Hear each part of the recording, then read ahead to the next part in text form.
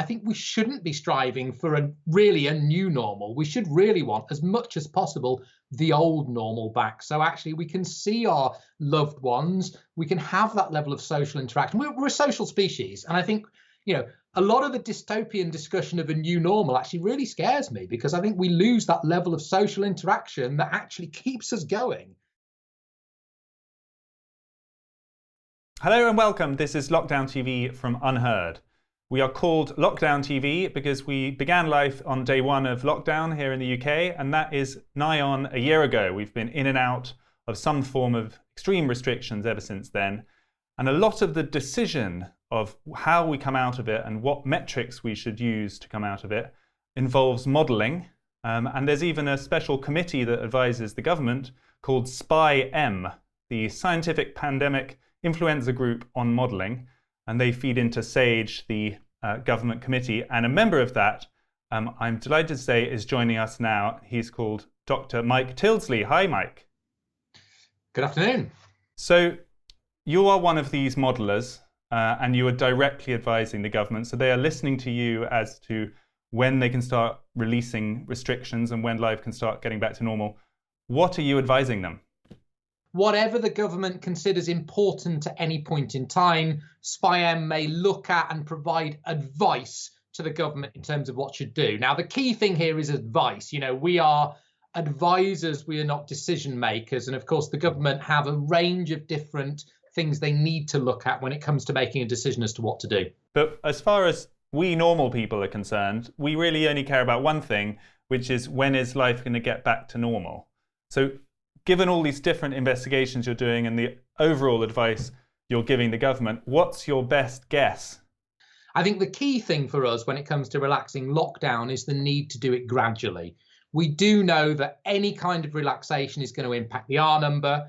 But we do have some good news. The vaccination campaign's going really well, far better actually than I thought it would have done at the start of January.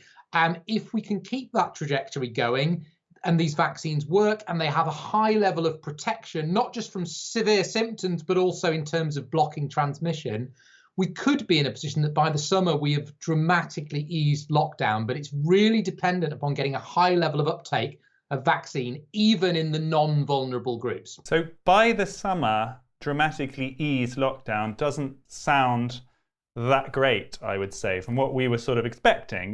We were told when the big moment in November that the vaccines arrived, as the Prime Minister said, help is coming on the horizon. So we're going to stay locked down until the vaccines arrive. And vaccines have arrived. We're now really going through them at a pace. I think by, I think it's April, most of the over 65s will have been offered the vaccine, and a little bit after that, the over 50s. I mean, at that point, the vast majority of potential deaths are protected via vaccine. What's stopping us reopening at that point? So with the vaccines, they have a high level of protection, possibly about, let's say 90%, just to make it easy, 90% for severe symptoms. That's then 10% of the population that are vaccinated that are not immune.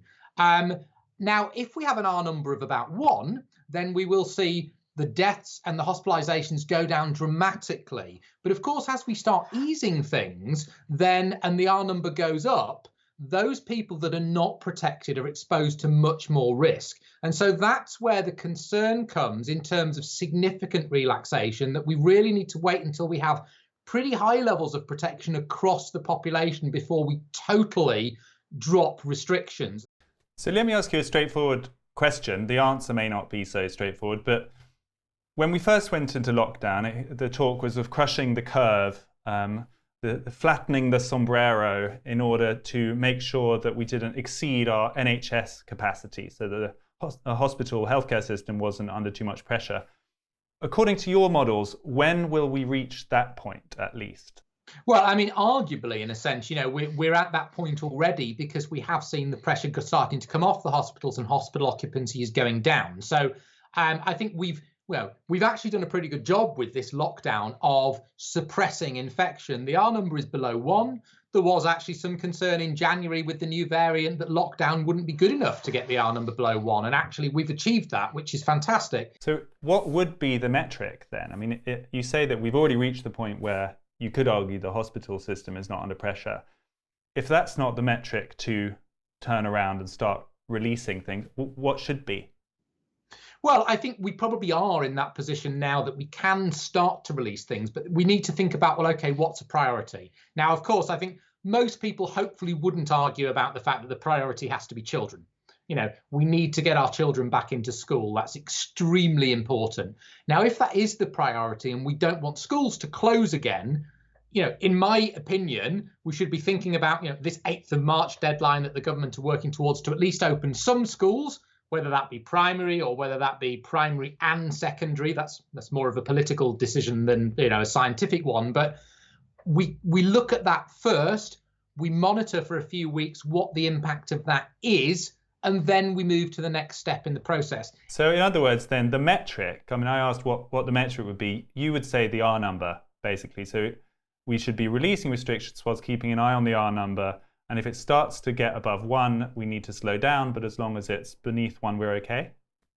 Well, not quite. And I shouldn't really put all the focus on the R number because, of course, if you're in a situation. So let's say, let's go back to what you were saying about vaccinating all the over 50s. So let's say we have a situation where the vaccine is really, really protective and no one's dying and there's no one with COVID in hospital, or even, if the numbers are very, very low, then actually, if the R number is greater than 1, you probably don't care. If the virus is sweeping through the healthy population and no one's getting badly sick, that's acceptable. And even if there's a low level of hospitalizations, then maybe that's also acceptable. So it's not just the R number, it's really the R number coupled with any kind of local prevalence. If there are particular communities with high numbers of cases, or if there is evidence of hospitals starting to come under pressure, then all of these things need to be taken into account. If the vaccines are really good at protecting the vulnerable, then actually, as I said, the R number becomes almost irrelevant. And actually, we're really focusing on what's going on in the community, what's going in our hospitals. And if that's okay, then we could potentially relax controls further. So you are then one of that group that says, as long as the pressure on hospitals and actual serious illness and death is not above a certain level, it's okay for the virus to sweep through otherwise healthy parts of the population. Well, I mean, we need to remember that this happens with viruses all the time. We have this with influenza every year, and sadly, very many people die every winter from influenza, and we don't lock down to manage influenza. So it comes down to, and this is a very controversial topic for us to discuss, but actually at some point it needs to be discussed. If we are not going to eliminate COVID, and I would argue that that's probably extremely unlikely, certainly in the near future, then we do need to have that discussion. What are we as a society prepared to accept in terms of the numbers of people in hospital and the number of people sadly dying? People die from all causes every day. We have people dying from cancer, we have people dying from heart disease, and actually, the cancer figures, 450 people a day. They're horrifying. If they were reported every single day, the number of people dying from cancer, those figures would be really, really scary. But we don't report them. So at what level are we as a society prepared to accept it? And I can't give you an answer to that. But I think it's something we need to talk about. If we aren't going to eliminate it, at what point are we prepared to go back to normal and accept that COVID's going to be endemic and every winter some people may die from it? And we can do things to try to mitigate that with booster vaccines for the vulnerable. But at some point, we need to get back to normality. You said you can't answer that, and I respect that because you said it's a decision for society. But you could give us some potential metrics. I mean, I think the reason it's become such a political hot potato is that no one wants to say, oh, yes, this is an acceptable level of death. This is an acceptable level of illness. Might one possibility be to compare it to previous influenza seasons or sort of benchmark it against other diseases? Yeah, absolutely. And I think that's a good way to think about it. I realized that this was a problem actually last summer, because actually last summer we were getting, 10, 20 deaths reported every day from COVID. And every time it was in the news. And of course, I'm not trying to trivialize, because every one of these people that died, they are someone's relative. And, that's really, really terrible for anyone who's lost a family member. So, yeah, with that said, these numbers that were reported over the summer were far less than deaths from other causes. But as I say, we don't have this full list waved under our noses every day of these are all the people that have died from all of these different causes every single day. And it slightly worried me that was the rhetoric that was going on at that time. And it's almost like, well, actually, this is probably something we can never get out of, that these COVID-related deaths are reported every single day. So, yeah, if we get below the daily deaths from flu, is that acceptable? How about daily deaths from previous flu epidemics, because there doesn't seem to be any flu at the moment. So. Well, yeah, I mean, that's right. I mean, one of the consequences of severe controls is that the number of deaths we're getting from flu has gone down dramatically. But if we look at, previous winter flu outbreaks, and if we can get down to, say, deaths in November, December, January, when flu deaths are really high, being low or being lower for COVID than they were for flu, or comparable, is that something we are prepared to accept? And I think these are the types of discussions that we need to have. And I mean, as I said, I can't give a number on that. And, I'm sure I would get vilified if I did give a number on that. But I think it needs to be part of the conversation going forward, that no one wants to stay in lockdown forever. Are you being asked by the government to come up with ideas around that? I mean, do you have any sense from those discussions of whether the government is thinking like this, that they need to sort of identify what an acceptable level of COVID would be? I mean, I think I would say that certainly that's not something I've looked at, and I'm not aware that it's something that others within SPI-M have looked at. At some point, though, we do need to turn to the future. If, as I say, we do get into this situation where COVID is around, particularly, of course, if we start to get waning immunity, we're not going to have lifelong immunity either from natural infection or from the vaccines. And so it may be that we have this kind of low-lying endemicity of COVID that's just around pretty much for the foreseeable future.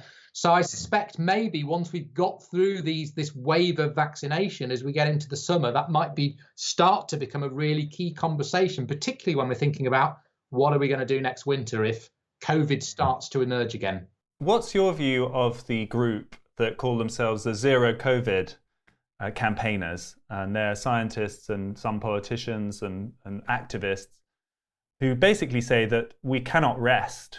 We cannot fully release restrictions until the case number of COVID is zero. Do you think that that's kind of, is it irresponsible? Are they taking it too far? Is it actually a legitimate argument? I mean, I think it's extremely naive, because I think the problem is that, and a lot of people use the example of Australia and New Zealand, and say, oh, well, we look at New Zealand, they've managed to do it, why can't we? And I think this is not a reasonable comparison. We have a massive population density compared with New Zealand. We are massively internationally connected compared with New Zealand. New Zealand have done a fantastic job. They've stamped it out rapidly, and I would never criticize what they've done, because I think what they've done is incredible. But they were always going to be in a much easier position to eliminate COVID than we were. So we have a problem theoretically. It's also worth mentioning, sorry to interrupt, but within the last few days, Auckland, the biggest city in New Zealand, has gone back into lockdown on the basis of 3 cases in one family. And the Melbourne Tennis Championships, the Open there, which has been talked about a lot as this kind of dream scenario, has also had to shut to all visitors because that city's gone back into lockdown. So actually the kind of zero-COVID dream may be more fragile than we were told. You're absolutely right. And that's an extremely good point that in a way, yes, you could achieve zero COVID, but the only way you can really achieve zero COVID and stay with zero COVID is to achieve zero COVID internationally, because you are always going to be under that risk of reintroduction. And I think this is the problem. So, yes, theoretically, we probably could. If we went into severe lockdown for the next year, banned anyone coming into the country, we could probably get to zero COVID levels. But this is just not practical. And if we go into these kinds of severe restrictions, there is long-term harm, and not just economic harm. If we stay in lockdown for another 12 months, there's the potential for more people going into poverty, and that has negative health implications as well. So I think this is these are the things that, it's a pipe dream, in my opinion, to think about achieving that, unless we focus on an international stage. You said it's naive, it's a pipe dream. Is it actually dangerous? Because a lot of these scientists who are talking about zero COVID, it is pretty much the formal position of the Scottish government, zero COVID. It's very much talked about in Ireland. The Welsh are interested in it as an idea. They have a lot of influence, and to me, it's more than that kind of new type of society where we have entirely closed borders and everybody is in a sort of permanent state of anxiety about a single new COVID outbreak. Is more than an inconvenience. It's a sort of dystopia. Well, I think this is absolutely true. I mean, I've been reading these quite worrying reports of some scientists coming out and saying there'll be certain measures that we will have in place forever. And I feel that's actually, I find that very, very scary. I think that, even things like, if we think about, some people have been suggesting we will have masks in public places forever. I worry actually about the long-term mental health harm and developmental harm for our children. There'll be some really young children that won't be used to actually interacting with strangers, with people not in their family, because they never see their faces. I can understand the need for these restrictions now, but I would hope we would be trying to achieve a society where in the long term we can get back to some semblance of normality.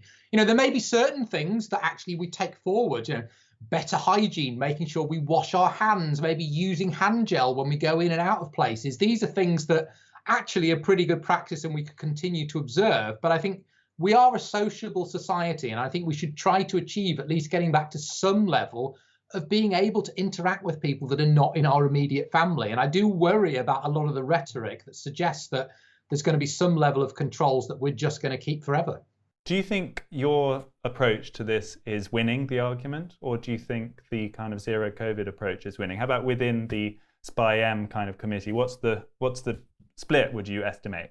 I think I'm always very clearly, I can't talk about what the other opinions of people are on SPI-M. I think that's we have very, very clear guidelines on SPI-M that I can give my own opinion. How about within the scientific community that you inhabit? I am aware of people who have been going down the zero COVID argument, but I would suspect that most infectious disease modelers are probably of the opinion, and this is just my suspicion, are probably of the opinion that we're going to be looking more long-term about this becoming endemic and us trying to manage it endemically for the foreseeable future.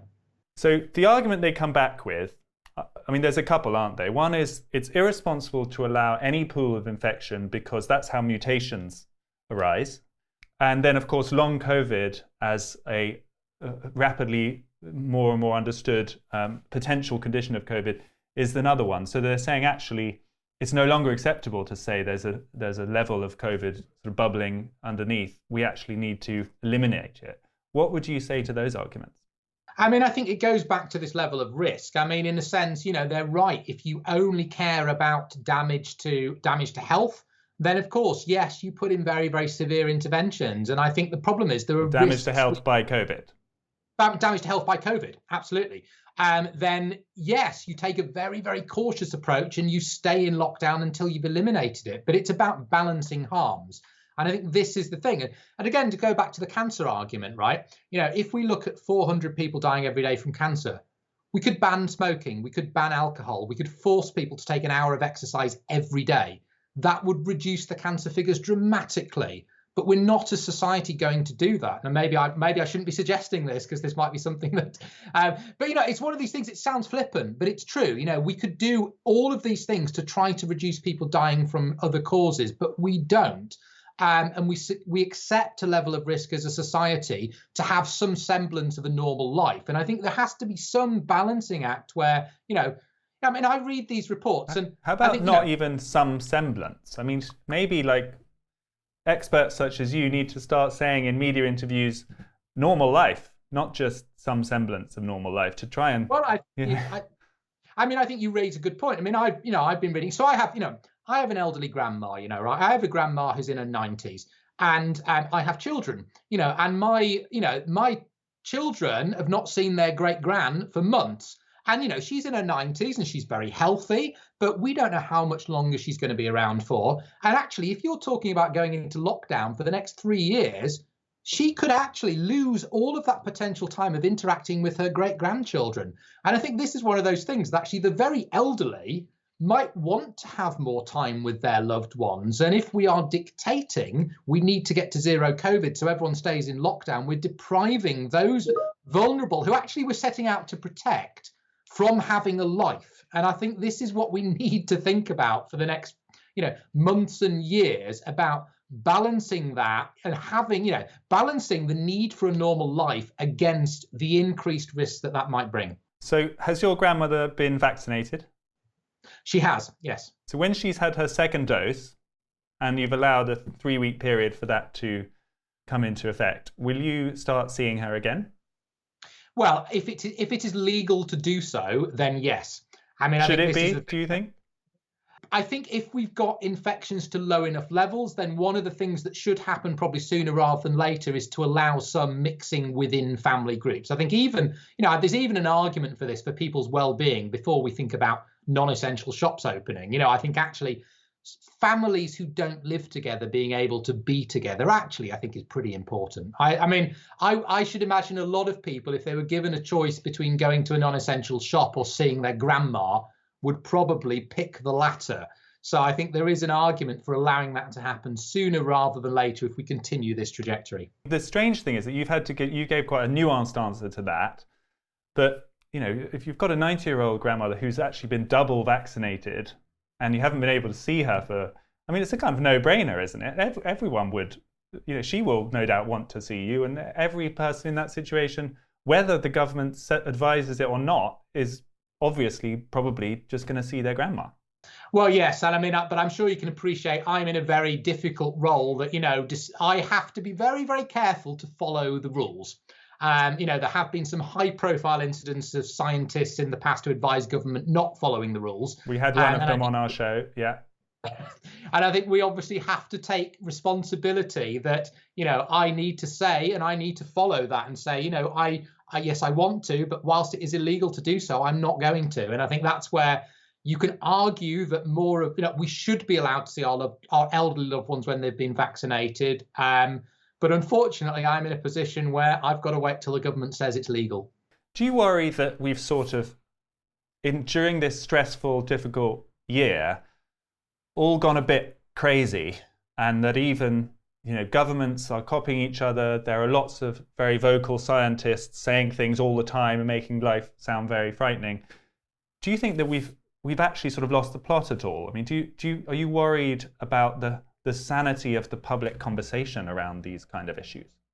Well, I think again, obviously it's dominated our entire lives. I think, every conversation you have with anyone is about COVID and about the risks associated with COVID. And I do think sometimes, we've lost the ability to balance risk. I'll wind all the way back to April and I'll give you an example. I have young children at primary school, and I remember discussions going around about the potential for children to go back to primary school in April. And I remember so many parents coming out and saying, well, I'm not going to send my children back. I'm not exposing them to risk. And of course, as an epidemiologist, I was telling them at the time, well, look at the data. You're actually more likely that your child will die in an accident on the way to school than they will die from COVID in school, by getting an infection in school. And I think this is one of the things I find really frustrating, that we should not ignore the risks. We should never ignore the risks. But we seem to have lost the ability with COVID to actually balance risks or even understand what the risks are. People go on aeroplanes, people go skydiving. There are risks associated with those things. And the risk of children being in school is extremely low to the children. And I think that's something that really amazed me, that actually people, where the pandemic was concerned, lost the ability to do that kind of risk-benefit analysis in their own heads. I think a lot of people watching will conclude, this is quite encouraging because this guy seems quite sensible and he's in a formal position advising the government. Maybe all is not lost. Maybe there are some kind of people with their heads screwed on in positions of influence, and maybe everything will be all right after all.